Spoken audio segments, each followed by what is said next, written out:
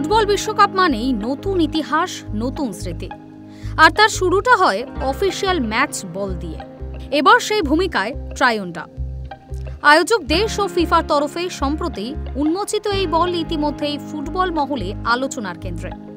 ট্রায়োন্ডার নকশায় রাখা হয়েছে তিনটি বিশেষ প্রতীক: গতি, ঐক্য ও আবেগ।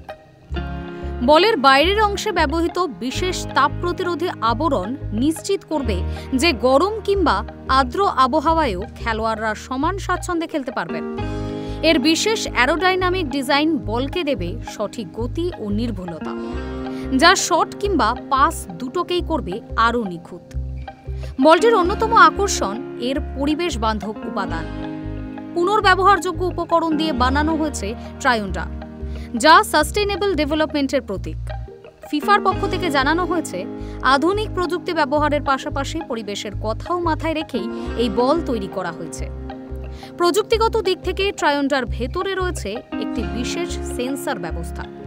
এই সেন্সরের মাধ্যমে বলের গতি, দিক এবং প্রতিটি মুভমেন্ট সরাসরি ট্র্যাক করা যাবে।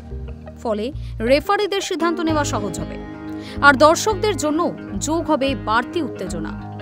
ফুটবল বিশেষজ্ঞরা বলছেন, ট্রায়োন্ডা মাঠে খেলোয়াড়দের শট ও পাসকে করবে আরও নিখুঁত। গোলরক্ষকের জন্য এটি হবে চ্যালেঞ্জ, কারণ বলের গতি এবং বাঁকানো পথ অনেক সময় বিভ্রান্ত করতে পারে। ট্রায়োন্ডা নামের মধ্যে রয়েছে 3 তরঙ্গের প্রতীক, যা ফুটবলের আবেগ, ঐক্য ও প্রতিদ্বন্দ্বিতার প্রতিফলন।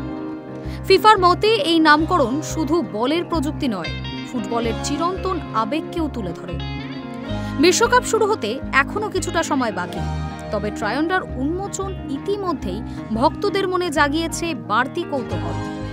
মাঠে নামার অপেক্ষায় এখন শুধু খেলোয়াড়রাই নয়, কোটি কোটি দর্শকও তাকিয়ে আছে দেখতে কিভাবে ইতিহাস গড়বে ট্রায়োন্ডা।